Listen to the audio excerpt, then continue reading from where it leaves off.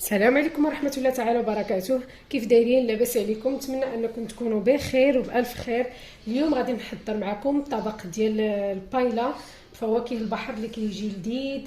اول حاجه غادي نحتاج، عندي هنا كميه ديال الكروفيت وكميه هكا ديال الكالامار. كميه اختياريه بطبيعه الحال، يعني غير شويه شويه هكا، غير طلق لينا ديك النسمه. عندي بصله كبيره اللي شلطتها بحال هكا، وربعه ديال المطيشات اللي حكيتهم بقشورهم هكا، طحنتهم. بطبيعه الحال ما درتش فيهم الماء، غير مطيشه هكا وصافي. وعندي هنايا شويه ديال الجلبانه، شويه ديال هنايا تقريبا 2 خيزويات اللي قطعتهم هكذا رقاق، فلفله حمراء مشويه ونقيتها وقطعتها، وعندي فلفله خضراء هكا اللي قطعتها رقيقه، وعندي المرق ديال الكروفيت. من بعد ما نقيت الكروفيت درت القشور ديالو هكا غلاو مع شويه ديال مع الماء بطبيعه الحال، وشويه ديال ورقات ديال سيدنا موسى. وعندي معلقه عامره هكا ديال مطيشه الحك ومركز الطماطم، 4 فصوص ديال الثومه اللي حكيتهم، ورقات هكذا ديال سيدنا موسى. والروز من طبيعه الحال من بعد ما فزقته هكا واحد شويه، غير واحد ربع ساعه وصافي، صفيت عليه المياه ديالو. غادي نحتاج مليحه ويبزار، والتحميره وزيت بلديه من طبيعه الحال. ونبداو على بركه الله. كما كتشوفوا غادي نبداو على بركه الله. كما كتعرفوا ان البايلا عندها مقله ديالها، يعني باختصاصي ديالها. المهم انا ما عنديش، استعملت هذه المقله هذه كتشبه ليها، ماشي مشكل. اول حاجه غادي نشعل على البوطه، غادي ندير شويه ديال زبيته بلديه بحال هكذا، غادي نخليها تسخن. من بعد ما سخنات غادي نضيف عليها داك الكروفيت والكالامار، يتشحروا يعني غير شويه، 2 دقائق فقط، يعني ما غاديش نطول عليهم بزاف، 2 دقائق. وغادي نحيدهم، غير يطلقوا داك المياه ديالهم هكذا مع هاد الزبيته صافي. وغادي نحيدهم كما كتشوفوا معايا، وبدا يتشحر يعني سخن.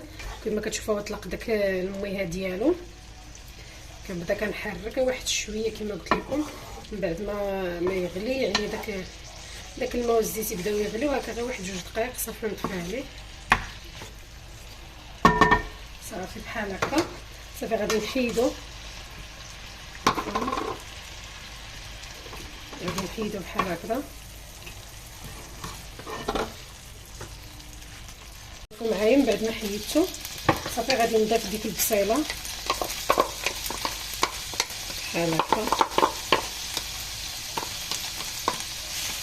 غادي نضيف معاها الثومه بحال هكذا. غادي نخليهم يتشحروا مزيان حتى تهبط هذيك البصيله.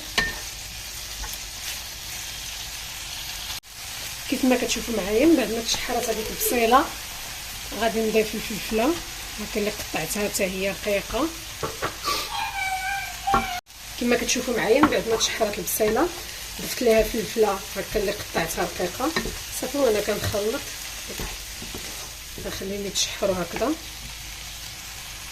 من بعد ما ضفت الفلفله غادي نضيف دابا هذاك الخيزو هكذا والجلبانه، غادي نشحرهم هكذا واحد شويه. وغادي نضيف هذيك الفلفله بشويه، الفلفله بشويه راه كتجي غزاله، كتعطي واحد المذاق بنين بزاف هكا.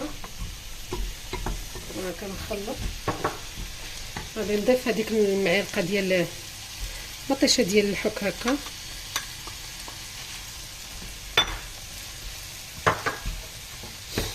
وغادي نضيف هذه مطيشه محكوكه اللي حكيت. غادي نبدا كنخلط مزيان وانا كنحرك.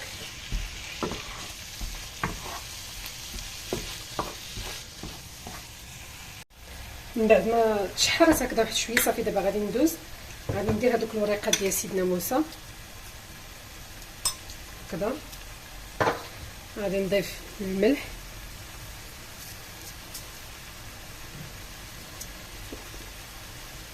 يعني نديرو بحساب الروز، ملحه بحال هكذا، وندير واحد نص معلقه هكا ديال الابزار. كنا نديرو السودانيه الا بغينا، لكن انا ما غاديش نديرها، راكم عارفين مع الدراري. وغادي نضيف معلقه هكا عامره ديال التحميره، نزيد واحد شويه تقريبا 2 معالق صافي. وغادي نبدا نخلط هادشي مزيان، يعني حتى يتشحر مزيان وتبدا كتبان هذيك لاصوص ثقيله هكا.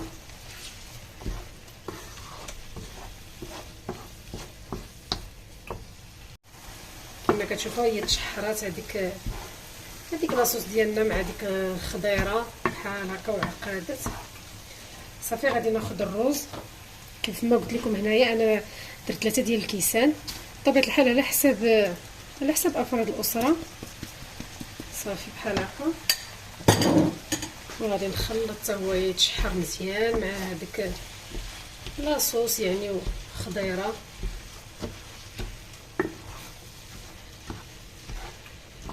انا هنايا استعملت الروز كلاصي، بحال الروز كلاصي اللي الحبه ديالو هكذا طويله. كنخلط مزيان عاوتاني حتى يتشحر مزيان.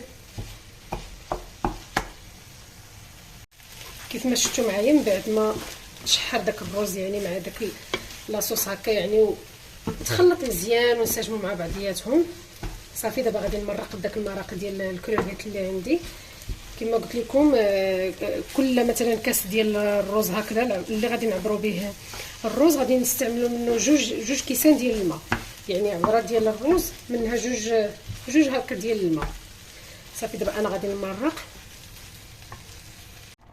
كما كتشوفوا معايا. من بعد ما مرقت بحال هكا صافي غادي ناخذ هذاك الكالامار، نحاول نوزعو بحال هكذا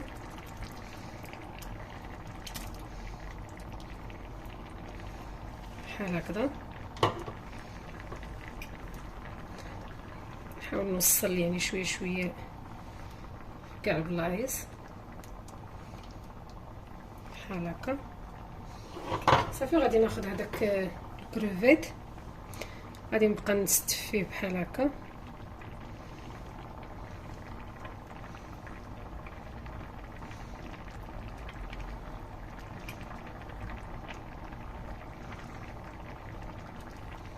كما كتشوفوا بحال هكا.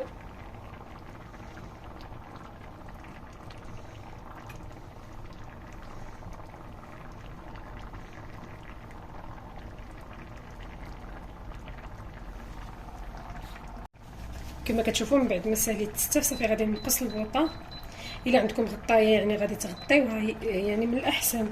ما كاينش انا صافي غادي ندير غير هكا بابي كريسون بحال هكذا، نزيد عليه بابي الومنيوم صافي ونخليه يطيب. وكما كتشوفوا معايا هذا هو الشكل النهائي ديال الطبق ديال البايلا ديالنا. كيجي لذيذ وغزال بزاف بزاف بزاف. كنتمنى تجربوه وتردوا عليا. وإلا عجبتكم لا فيديو ما تنساوش تضغطوا على زر الاشتراك وتفعلوا الجرس باش يوصلكم الجديد. وبطبيعه الحال لايك وكومونتير زوين، وبالصحه والراحه الى وصفه اخرى ان شاء الله.